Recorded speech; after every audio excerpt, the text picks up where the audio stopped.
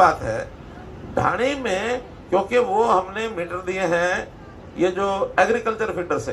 Agriculture feeder का नियम है 8 घंटे का, उसमें 24 घंटे के लिए पैट ट्रांसफार्मर लगाए जाते हैं। पैट ट्रांसफार्मर लग जाएंगे तो 24 घंटे मिलनी शुरू हो जाएगी।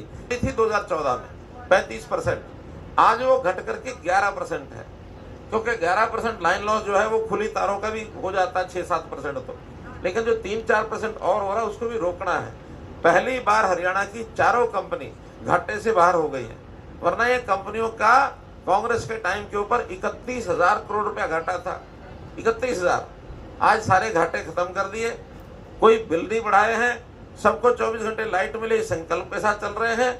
इसलिए जितनी छोटी मोटी कमियां दूर करना हमारा काम है, सहयोग करना आपका काम है। हाँ, लाइट को छोड़कर और कोई बात। नौकरियां, एक गांव को मिली है नौकरी। बैठो बैठो बैठो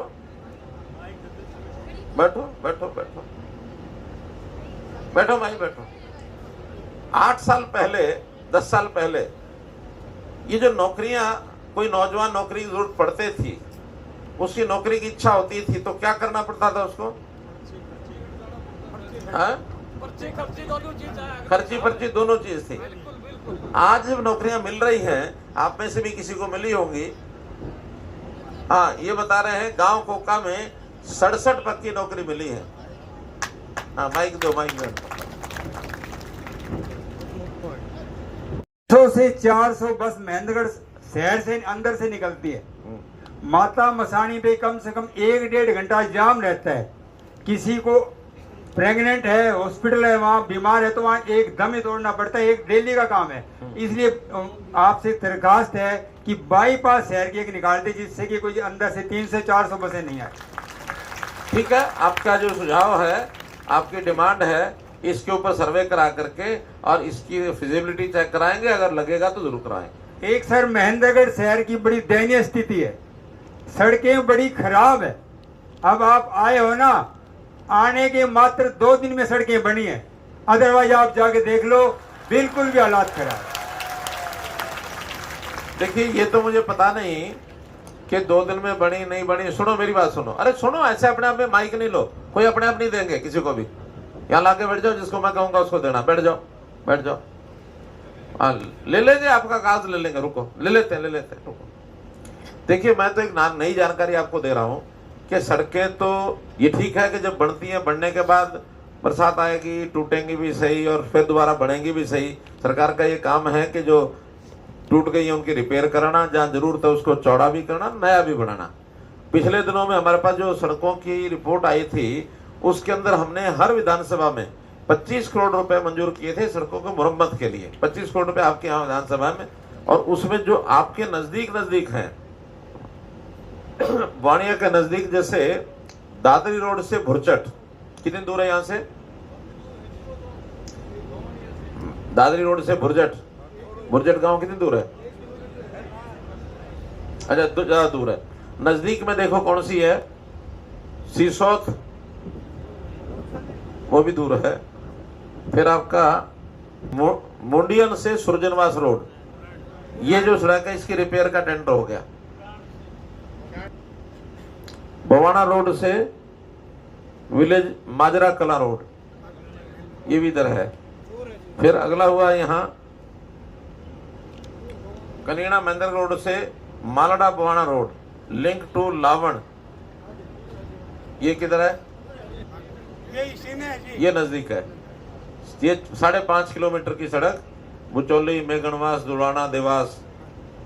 फिर है कनिड़ा, फिर एमकेलन रोड से जागड़ोली बचनी होते हुए यही आती है जी। जगड़ोली से बचनी यही आती है। फिर है बुचावास, बुचीणी बवानिया रोड, ये तो यही होगी। ये अपने सामने से रोड गया। हाँ, तो इसकी भी रिपेयर का जो टेंडर है ये हो गया है और 25-26 जून से ये काम शुरू हो जाएगा। फिर पड़ेंगी। तो ये तो सर आपको देखना होगा। अगर आंगनवाड़ी बंद करेंगे तो आपके गांव की जो रोजगार खत्म होगा सर, नहीं होनी चाहिए, नहीं होनी चाहिए सर। तो हर बहन यानी नहीं एक सुपरवाइजर है, एक वर्कर है, फिर वो कहाँ जाएंगी? नहीं सर, वो नहीं होनी चाहिए बंद। ये कहेंगे कि आंगनबाड़ी बंद, लेकिन बच्चे नहीं जा पा रहे, या तो उसके घर पे पहुंचाया जाए या फिर बच्चों को चलिए, ठीक है। निर्णय लिया जाए सभी बच्चे वहाँ आए। बंद नहीं होना चाहिए। निर्णय तो यही है कि सब बच्चों को आना चाहिए। अब नहीं भेजते को बुला लेते हैं, और जब जनसंवाद मतलब आप जैसे कह रहे थे खड़े होकर भाषण, मैंने भाषण नहीं करना है। भाषण करूंगा तो बाद में आप लोग ताली बजा के और चलते बढ़ेंगे। कोई कहेगा बहुत अच्छा भी बहुत अच्छा, और कोई जाते जाते कहेगा कुछ नहीं भी कुछ नहीं। मुझे कुछ नहीं पता लगेगा कि इसके मन में क्या बात गई। लेकिन जब जनसंवाद होता है तो आपस में हम क्या करते हैं, बातचीत करते हैं। मैं कुछ आपसे बात करूंगा, पूछूंगा, कुछ आप बात करेंगे, मैं जवाब दूंगा, और कुछ हमारे यहाँ अधिकारी बैठे हैं, अपनी सबकी समस्याएं या डिमांड वो सब सुनेंगे, अपने पास नोट करेंगे। हमारे पास जो कागज आएगा हम भी एक एक वाक्य, एक एक शब्द उसका पढ़ के, और जो इनको बताना होगा इनको बताएंगे। आपसे कुछ पूछना होगा तो आपका उस पर फोन नंबर लिखा होना चाहिए। ध्यान रखना, जो कागज हम देते हैं इसमें भी लागू हुई है। तो इसलिए 8.5 साल 9 साल में जितने आपके सेवा के काम हम कर सकते हमने किए। विकास के काम, चाहे वो सड़कों का जाल हो, चाहे वो कॉलेज की बात हो, चाहे अस्पताल की, डिस्पेंसरी की, मेडिकल कॉलेजेस की ये बात हो, कोई भी काम विकास का, पानी का काम कितना हमने किया है। चौधरी धर्मवीर जी बता रहे हैं कि अगर पानी का सबसे ज्यादा लाभ हमारे इस कार्यकाल में हुआ है तो महेंद्रगढ़ जिले को हुआ है। दूर दराज तेल तक पानी पहुंचाना, और अभी भी जहां कोई डिमांड आती है पानी पीने का हर आखिरी गांव तक पहुंचाना हमारा काम है। हर घर में पानी का यानी जल से नल, ये नल से जल, ये पानी वहां पहुंचना चाहिए। कोई साल भर सिंचाई के लिए उपयोग करो, उसके लिए तालाब बने, तालाब बनाओ, टैंक बनाने पड़े टैंक बनाएंगे, पाइपलाइन डालनी है पाइपलाइन डालेंगे। कोई पानी बह करके बाहर जाता तो उसको वहीं रोकना। हमने दोहार नदी, कृष्णावती और मसानी बैराज रेवाड़ी के पास जितना बरसात का पानी ज्यादा यहाँ अपने नहरी पानी को हम भेज सकते हैं, 3 महीने लगातार पानी भेजते हैं। बल्कि पिछली बार तो इन नहरों में 146 दिन पानी चला था, 146 दिन, जिसका परिणाम हुआ है अच्छा। पानी जमीन में भी गया है। जो पानी हर साल 5-10 फुट नीचे चला जाता था हर साल, वो पिछले 2-3 साल में 10-15 फुट ऊपर आया है इस इलाके में। आया कि नहीं आया? आया ना।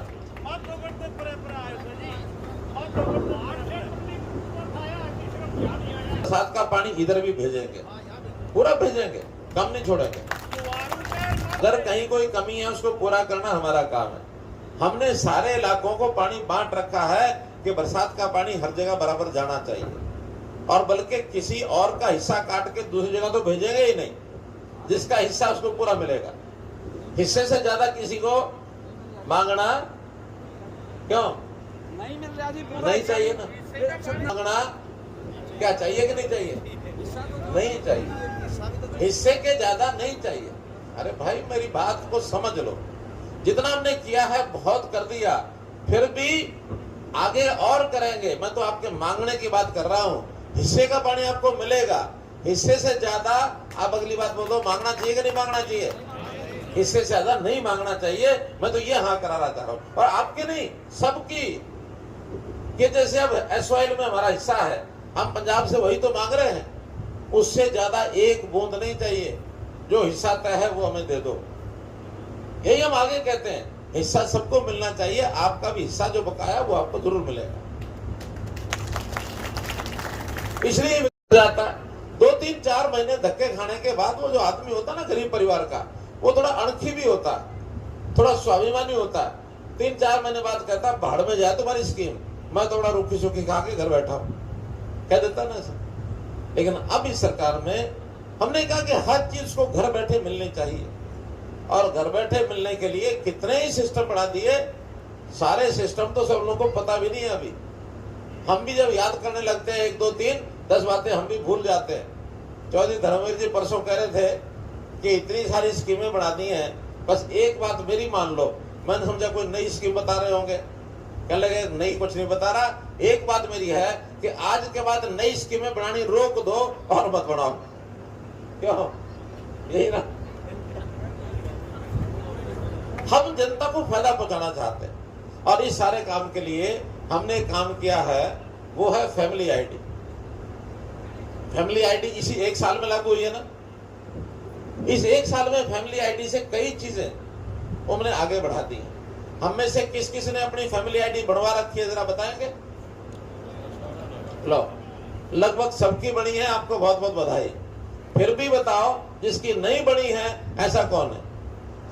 1 2 3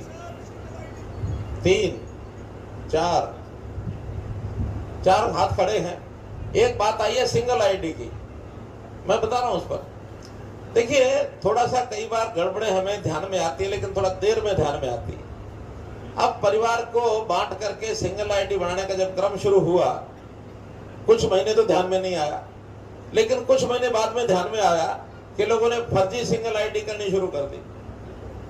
घर तो 5 मेंबर हैं इकट्ठे एक परिवार के, लेकिन नहीं भाई, शायद एक आईडी के पीछे कुछ और मिल जाए, 2 का बूढ़े बूढ़ी का अलग बना दिया, अपना अलग बना दिया। फैमिली आईडी में से ली जाती है। अब वो इतनी होगी तो कुछ हिसाब किताब 2011 की निकाली, 2011 में इतने % बढ़ते बढ़ते बढ़ते इतने हजार हो गए। मुझे लगा कि इतने आबादी तो नहीं है, क्योंकि यहाँ वोट के हिसाब से भी आबादी हम देखते हैं। वोट कितने हैं? 6 साढ़े 6 हजार, 7 हजार, 8 हजार। हाँ, तो जब 8 हजार वोट होंगे तो वहां 30 या 40% आबादी और होती है, तो 3 हजार और लगा लो, 11 हजार यहाँ की आबादी होनी चाहिए। तो वोट तो बढ़वाए होंगे। यानी इलेक्शन कमीशन ऑफ इंडिया ये भी तय करने वाला है कि जहां आदमी रहता है, यानी खास करके उसका घर, रसोई, रात का रहना सहना, मकान है, वहीं उसका वोट होगा और वहीं उसकी आबादी गिनी जाएगी। कि बहुत लोग क्या करते हैं, अब तो 2 जगह वोट नहीं होते, पहले क्या करते थे, गांव में वोट बनवा लिया, शहर में बनवा लिया, वहां चुनाव है तो वहां डाल दिया, यहाँ चुनाव है तो यहाँ डाल दिया। अब वो चीजें क्योंकि अब आधार के साथ जुड़ गई हैं, एक आधार नंबर पर वोट एक बार बनेगा, 2 बार नहीं बनेगा, वो तो हो गया। लेकिन ये अभी भी अंतर है कि रहते शहर में है, वोट गांव में है। और उसका कारण मैंने पूछा 1-2 लोगों से, मैंने कहा क्या बात है कि ये जो सरपंच है ना, ये नहीं छोड़ता मुझे। सरपंच कहे तो वोट मेरे आके डालने हैं, तो कहीं भी रहे। अब उसकी रुचि शहर में नगर पालिका के वोटों में नहीं है, गांव में रुचि है। तो ऐसे भी कुछ वोट होते हैं। हम तो ये कहते हैं जो जहां रहे वहीं वोट बनवाए।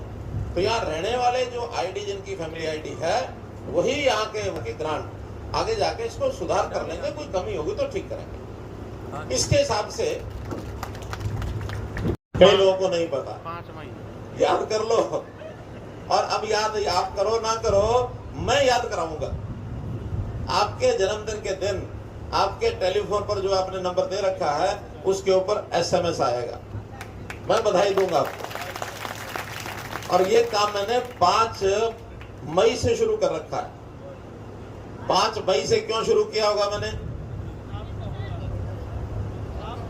मेरा ठीक बताया उन्होंने, 5 मई को मेरा जन्मदिन था, उस दिन विचार आ गया था। उसी दिन मैंने अधिकारियों को कहा, मैंने कहा हमारे पास तो सबका डाटा है, यहाँ है। मैंने कहा हर दिन संदेश भेजा करो, किसी को संदेश भेजा मिला 15 दिन में, आपको मिला, आपके बेटे का है, आपको मिला, कब का था? आज का नहीं, आज तो कहाँ के रहने वाले आप? अच्छा, पाली के। मैंने कहा यहाँ वाले तो मैंने 5-6 बताए, उसमें तो था नहीं। ठीक है, मतलब जो यहाँ के थे वही 6 बताए, बाकी गांव में सब जगह कहीं 10, कहीं 5, कहीं 2, हर जगह पर वो सबको मैसेज जाता है और मोबाइल पर जाता है। अगर किसी ने अपने मोबाइल अपना नंबर ना दिया हो या अपने पास नहीं है, बेटे का, भतीजे का, भाई का दिया हो, उसको कह के रखो कि भाई मेरा कोई संदेश आए तो मुझे बता देना। हुई है पिछले 8 सालों में 140। हाँ, तो ये 140 भर्तियों में मैं तो यहाँ भी आपके घरों से लगे हो या कोई पड़ोस का लगा हो, किसी ने पैसा मांग भी लिया हो ना, देने के बाद दूर, मांगा भी हो तो बता देना, 24 घंटे नहीं पड़ने दूंगा, जिसने मांगा हो उसका बेड़ा पार है। भ्रष्टाचार का तो लड़ाई बहुत जरूरी है लड़ना। ये भ्रष्टाचार का सीधा असर आम आदमी पर पड़ता है। जो आदमी पैसे दे के नौकरी लगेगा वो कुछ करेगा ना, कुछ और करेगा ना, उसका बोझ किस पर पड़ेगा? ये बजट पर ही पड़ता है। और वो पैसा कुछ घरों में चला जाता, सामूहिक जो काम है उसमें से रुकता, वो वहां से निकल जाता। खाली नौकरियों की बात नहीं कर रहा मैं, और भी चीजों में हमने बहुत सख्त स्टैंड लिए। लोगों ने मुझे डराया भी कि आप क्या कर रहे हो, लोग खिलाफ हो जाएंगे। अब ई टेंडरिंग का विषय, हमने ई टेंडरिंग पर अपना एक स्टैंड लिया कि भाई सारे काम ई टेंडरिंग से होंगे। अब मुझे पता नहीं हमारे बहन सरपंचियां बैठी हैं, ये इधर थी कि उधर थी, या जो बाकी और सरपंचियां बैठे वो किधर थे, लेकिन कुछ लोगों ने विरोध किया। हमने ई टेंडरिंग क्यों शुरू की बताओ भाई? भ्रष्टाचार को कम करने के लिए, क्योंकि ये पता नहीं काम था कितने का, हुआ कितना, कौन ठेकेदार आ गया, कितने ले गया, नहीं ले गया, काम पूरा किया नहीं किया, कितनी ईंट लगाई, कितना सीमेंट लगाया, कितना मिट्टी लगाई। अब हर चीज एंटर हो जाती है। और बताऊं आपको, जो अभी चुनाव हुए ना सरपंची के, बाद में इनको सबसे बस्ता लेके दूसरे सरपंचों को देना होता है। 1100 सरपंच ऐसे हैं जिन्होंने अपनी बस्ता नहीं लौटाया। क्यों नहीं लौटाया होगा? बस्ता वापस देना पड़ता उनकी, वो तो ज्यादा है नहीं, सरकार की चीज है। हिसाब किताब मिल जाएगा। अगर बस्ता आ गया पता लग जाएगा कितने पैसे आए थे, कितने लग गए, कितने बचे। और बहाने क्या क्या मारते हैं कि जी वो मेरे कमरे में आग लग गई, बस्ता वहां पड़ा था, फूक गया। दूसरा कहता जी वो रात को दरवाजा खुला रह गया, चोर आया और सो उठा के ले गया, मेरा बस्ता भी ले गया। तो उसका रिकॉर्ड दो, बैक ऑफिस में पीछे पड़ा। यहाँ रिकॉर्ड कंप्यूटर में नहीं होता, कंप्यूटर तो केवल लिखता है।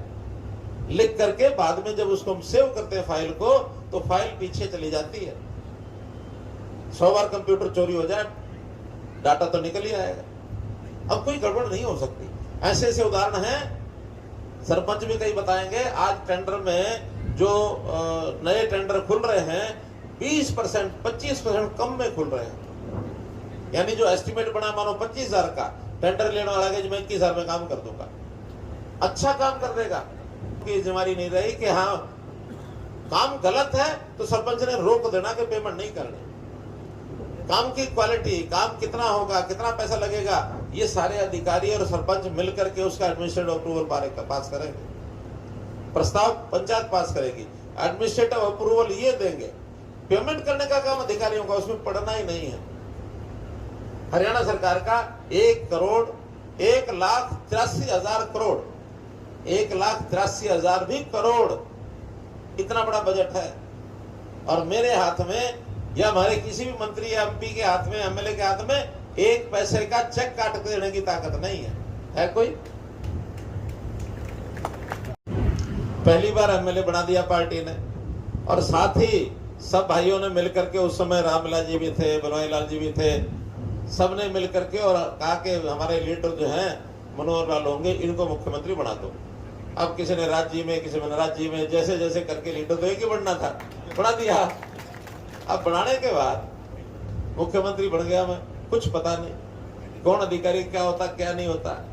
मुझे बताया कि एक पीएससीएम होते हैं, वो मुख्यमंत्री जो है उनके हिसाब से जो कुछ कहेंगे वो उस हिसाब से काम को आगे बढ़ा देगा। एक चीफ सेक्रेटरी होते हैं, एक कोई विजिलेंस में होते हैं, एक कोई डीजीपी होते हैं। कुछ नहीं पता था हमको। पार्टी का काम किया, जनता के सेवा के काम खूब किए, सरकारी सिस्टम का पता नहीं था। खैर एक ने बताया, दूसरे ने बताया, 5, 7, 10 दिन कर आके थोड़ा बहुत मैं चला गया प्रधानमंत्री जी के पास। मैंने कहा प्रधानमंत्री जी आपने मुझे मुख्यमंत्री तो बना दिया, अब मेरा अनुभव तो कोई है नहीं, कोई एक आदमी ऐसा बता दो, मैं पूछताछ करके थोड़ा काम ठीक से करता रहूंगा। सब शोर मचाया विपक्षी पार्टियों ने भी, ये क्या मुख्यमंत्री कहां से आ गया, कुछ पता नहीं है, कैसे सफल करेगा, कैसे जनता के साथ न्याय करेगा। हम सुनते रहे। प्रधानमंत्री जी को कहा, प्रधानमंत्री जी ने कहा देख तुम तो एमएलए बन के प्रधानमंत्री मुख्यमंत्री बने हो, और मैं गुजरात में जब मुख्यमंत्री बना तो मैं एमएलए भी नहीं था, सीधा ही मुख्यमंत्री बना था। और ये जनता भी सिखाएगी, ये अधिकारी भी सिखाएंगे, और जो बाकी नेता हैं वो भी सिखाएंगे। जब सबकी सुन के अपना दिमाग इतना लड़ाना है क्या ठीक है क्या गलत है, जो ठीक है वो करते जाना, गलत है छोड़ते जाना, सब सीख जाओगे। अब एक एक फार्मूला सबकी सुनो, सुनने के बाद दिमाग लगाओ, ठीक क्या है गलत क्या है। ठीक वही है वो जनता के हित में है, अपने हित में जो बात है वो ठीक नहीं है, जनता के हित में वही ठीक है। मोटा फार्मूला है। 180 से ऊपर वालों से 3000 लेके उनको भी कवर कर लें। सीएमओ साहब, सीएमओ साहब एक प्रस्ताव तैयार करो इस जिले का। मैंने बाकी जगह भी पूछा, सब जगह सहमत है, आप तो थे ही। तो ऐसा हाँ देखिए, वो स्कीम सुनो सुनो सुनो, वो स्कीम ऑप्शनल होगी, सबके ऊपर लागू नहीं है। जो फायदा लेना चाहेगा उसको फार्म भर के देना, 3000 रुपए जमा कराना, ले लेगा ठीक है, नहीं ले लेगा तो अपना खर्चा करता रहेगा। ये सर एक परिवार का है, परिवार का, ठीक है सर, परिवार का 3000। तो ये यहाँ से प्रस्ताव बना के भेजो हेल्थ डिपार्टमेंट को कि इस जिले में लोग चाहते हैं कि 3000 रुपया प्रीमियम लेकर के 180 से ऊपर को भी इसमें शामिल किया जाए। हम देखेंगे स्कीम बना करके किसी कंपनी से या सरकार से कोई बात करके इसको चालू करें।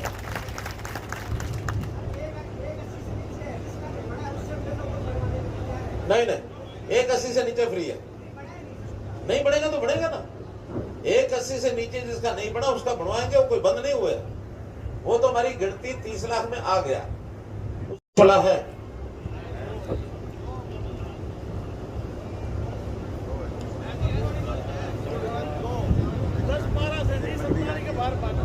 बार बार है 12 उनके पास पंचायती जमीनें चारा वारा बोने के लिए है क्या? ना के बराबर है। पंचायतों की जो जमीन है, हम चाहते हैं कि उनको कुछ एकड़, कितने वहां पशु हैं उसके हिसाब से कुछ एकड़ सस्ते भाव पर, यानी साल के 5000 रुपए के हिसाब से उन गौशालाओं को हम दे दें, ताकि 5-10 एकड़ लेकर के और उसका चारा वहां उगाए और गौशाला में काम आ जाए। गौशालाएं कम हो तो नई गौशालाओं के लिए भी इस बार हमने बजट तय किया। हमने इस बार 4.5 यानी 440 करोड़ रुपया सिर्फ गौशालाओं के लिए रखा है। नई गौशाला है, वो भी जो बेसहारा पशु हैं उनको जो ले जाएगा, दुधारू पशुओं के लिए नहीं।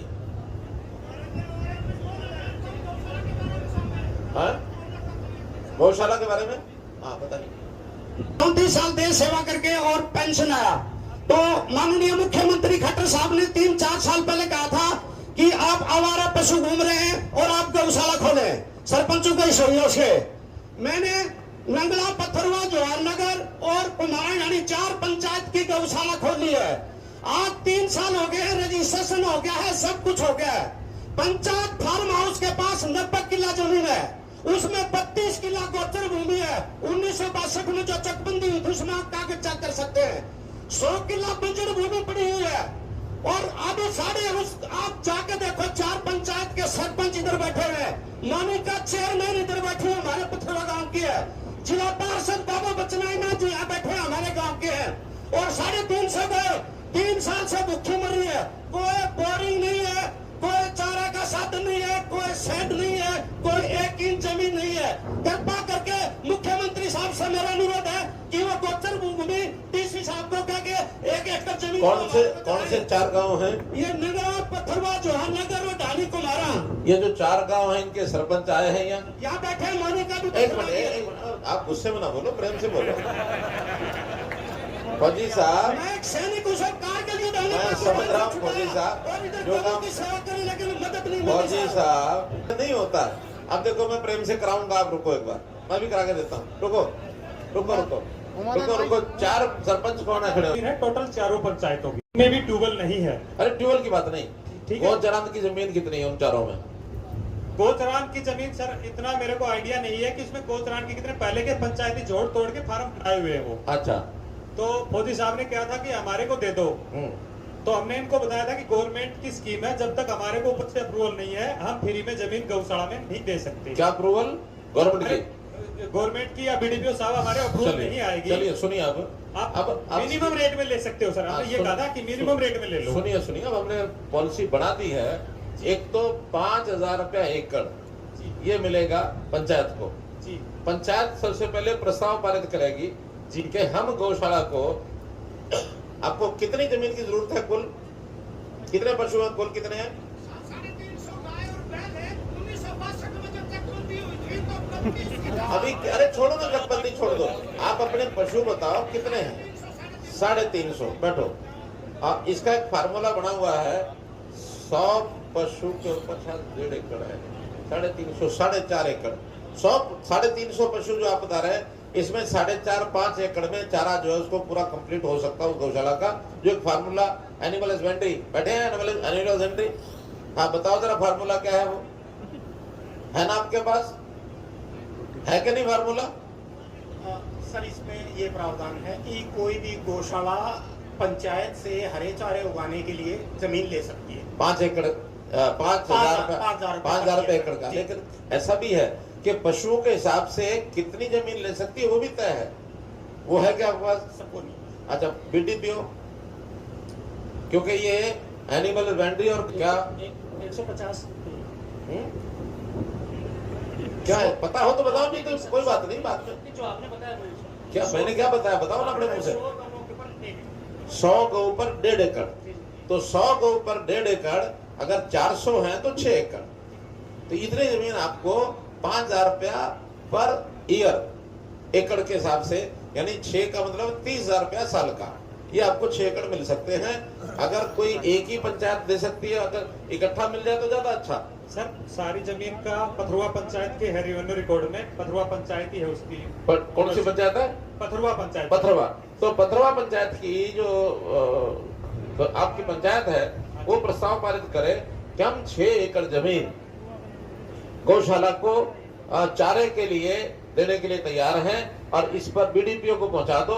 बीडीपीओ उनको 30 साल के लिए उनको चार्ज दे देगी, और हर साल उसमें 5,000 में थोड़ा पैसा बढ़ता भी है, शायद 5% 10%। आप कुछ उन लोगों को बुला करके एक बार बात करिए कि आखिर गौशालाओं में जो बेसहारा पशुधन है, वो भी खास करके गौधन जो है उसको मना नहीं करें, उसको सबको रखें। उनको अगर कोई पैसे की जरूरत है, कुछ और अनुदान चाहिए, वो हम देंगे। जी सर, मैं बुला के बात करो, बैठ जाओ। बिजली नहीं आती,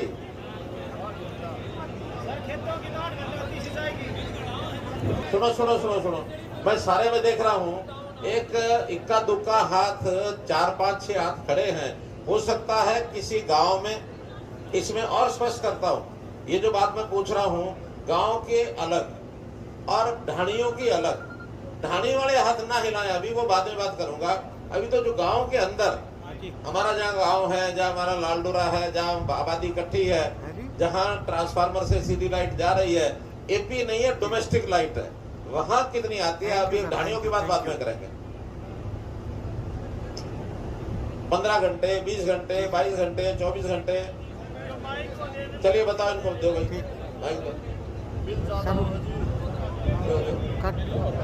अभी इस 6 महीने से रात की पावर कट लगती है।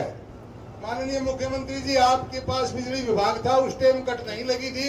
अब गांव के अंदर घरों की लाइट में कट लग रहे हैं, घंटे घंटे। नहीं, आप ये बताओ, बिजली का हिसाब बता रहे हो कि हमारे घर में पाड़ लगा रहे हो? ना जी, पाड़ को लगा, सच्ची बता रहे हो जी, सच्ची सुनो तो सुनो। नहीं देखिए, ये मुझे मंजूर नहीं है। देखिए, मिनिस्टर में भी ऐसा ही था। मिनिस्टर आज जो है वो भी हमारे बढ़िया मिनिस्टर है। हमने तो अधिकारियों को निर्देश देने होते हैं, अधिकारी बदल जाए तो उसके हाथ में तो कलम है उल्टी सीधा काम करने की। हमें ये पता है कि हमने 24 घंटे बिजली देने का एक अभियान शुरू किया था 2016 में, और एक गांव अमादलपुर गांव है कुरुक्षेत्र में, वहां मैंने इसका लॉन्च किया था। अमादलपुर में तो हालांकि बहुत देर में हुई, लेकिन हो गई है। और बाकी गांव में बढ़ते बढ़ते 6400 में से 5600 गांव में आज 24 घंटे बिजली है। पहले तो ये बताओ कि जो इस इलाके के गांव हैं उसमें 5600 में सारे हैं या बाहर हैं? एससी पावर बताए हमारे सर। हमारे डिस्ट्रिक्ट में सर अब 21 गांव बचे हैं जिसमें 24 घंटे बिजली नहीं है सर। 21 बचे हैं। 21 उस 21 में यहाँ सतनाली का एरिया इसमें कोई है? Yes sir. बताओ कितने गांव, पहले तो उन्हीं का पर्दाफाश करें। सतनाली के सर हमारे 12 गांव है सर। 12 गांव है जहाँ जहाँ पे 24 घंटे बिजली नहीं है सर। अच्छा, वो गांव की गलती के कारण से है कि आपकी कमी के कारण से? सर वहाँ पे जगमग का काम लेट स्टार्ट हुआ था, शुरू में थोड़ा सा अवरोध था। हाँ, तो सर अब उसका टेंडर हमने प्रोसेस कर दिया, टेंडर ओपन हो गया है सर। मतलब हो जाएंगे? हो गया अभी तो। चलिए एक बार ये जो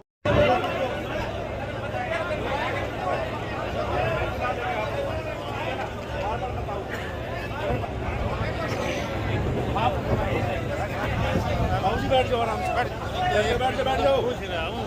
वो फोन पर माइक से बात करवा लो।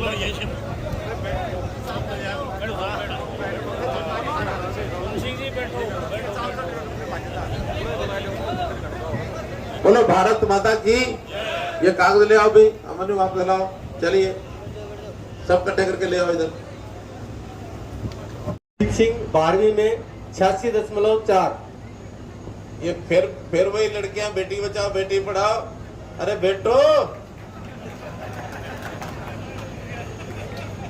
बेटो आगे बढ़ो, क्वेश्चन मार्क लग जाएगा नहीं तो।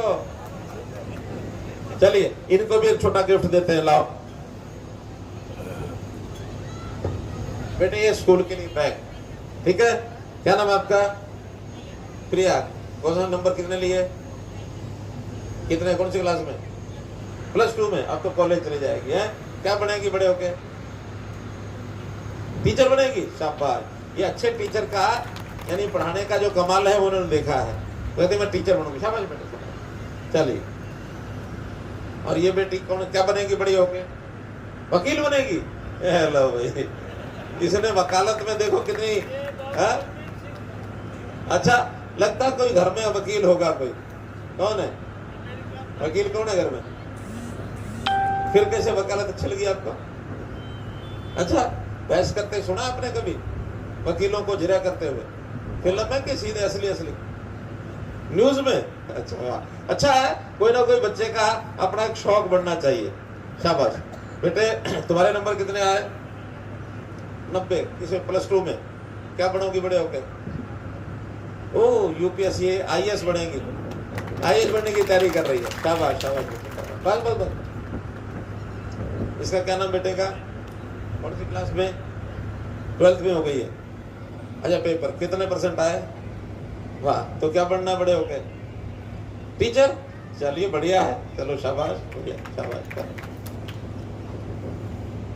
हाँ, तो बेटी क्या नाम है?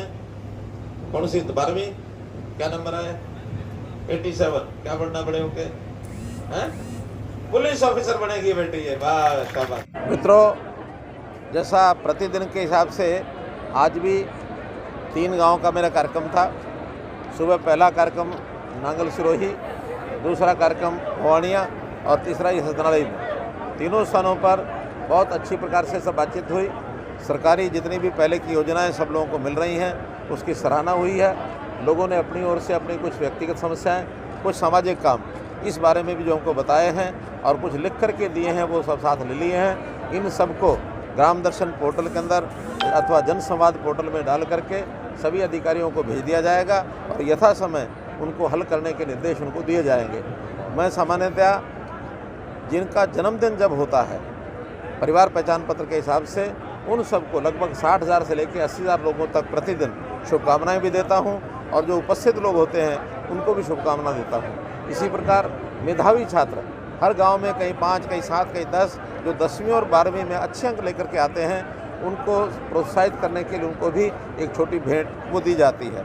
तो इस प्रकार से ये सब कार्यक्रम बड़े शांतिपूर्वक संपन्न हो रहे हैं और हर स्थान पर लगभग 1.5 घंटा, कम से कम 1.5 घंटा की बातचीत होती है और मैं 3 गांव प्रतिदिन कर रहा हूं। सफलतापूर्वक सारे काम चल रहे हैं, हो रहे हैं। आज ये कार्यक्रम समाप्त हो रहा है। कल नीति आयोग की बैठक हमारी है, उसमें मुझे जाना है। परसों पार्लियामेंट का जो बड़ा भवन, नया भवन बना है, उसका उद्घाटन प्रधानमंत्री जी करेंगे, उसके अंदर मैं सम्मिलित होऊंगा और उसके बाद फिर चंडीगढ़ जाना। कितने का प्रोजेक्ट? अभी सारा हिसाब आपको प्रेस नोट के माध्यम से पता लगेगा, क्योंकि हमारे डीसी मैडम, हाँ, IMT की अभी बातचीत की। खुडाना के लोग यहाँ आए हुए थे, वहाँ के सरपंच भी आए थे, तो सहमति भी बन गई है। और जो अभी तक यानी ग्रामीण क्षेत्र के जो लोग थे उन्होंने अपनी सहमति नहीं दी थी, उन्होंने भी सहमति दे दी है। आज हमारे अधिकारियों ने बताया है।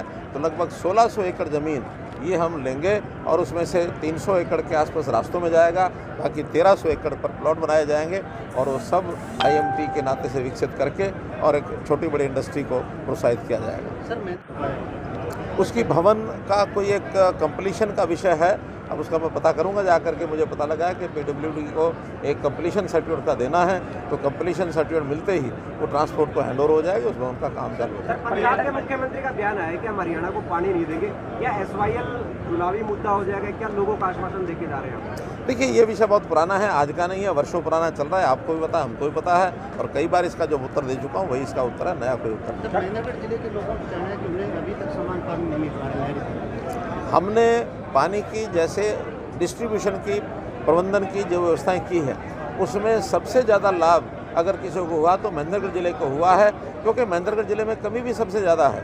तो उस कमी को दूर करने के लिए यहाँ की लिफ्ट सिंचाई हमने 143 करोड़ रुपए की लगाई। इसके बाद उस पानी को, यानी पीने का पानी, उसके लिए पाइपलाइन अलग से लगाई है। आज भी मैं एक गाँव में जहाँ प्रोजेक्ट बन रहा है भालखी के अंदर 100 करोड़ रुपये का प्रोजेक्ट, वहाँ के 23 या 27 गाँव का जो एरिया का प्रोजेक्ट है, बहुत अच्छा प्रोजेक्ट तैयार हो रहा है, 2 महीने में उसका उद्घाटन हो जाएगा। तो ऐसे सब और पानी की जो समस्या है इसको दूर करने के लिए हम कटिबद्ध हैं। जहाँ कहीं नहर का पानी, यानी सतलुज यमुना नहर या ये जो अपना वेस्टर्न यमुना कैनाल का पानी, इसको लिफ्ट से नहीं चढ़ा पा रहे हैं, बहुत ऊंचाई होने के कारण से, नांगल चौधरी साइड के जो गांव हैं वहाँ पर लोकल बरसात का पानी अथवा जो नदियाँ हैं कृष्णावती और दोहान नदी, इनके पानी को भी रोक करके और वहाँ स्थान स्थान पर तालाब, टैंक बनाकर, ताकि रिचार्जिंग हो जाए और नीचे का पानी ऊपर कैसे उठे। मुझे खुशी है कि पिछले 3 साल में पानी नीचे जाने के बजाय अब कहीं 2 फुट, कहीं 10 फुट, कहीं 20 फुट पानी ऊपर उठ रहा है। मसानी बैराज में भी 10 फुट से ऊपर पानी हर साल हम भरते हैं, ताकि कैसे पानी रिचार्ज होकर के नीचे के पानी को हम ऊपर उठा सकें।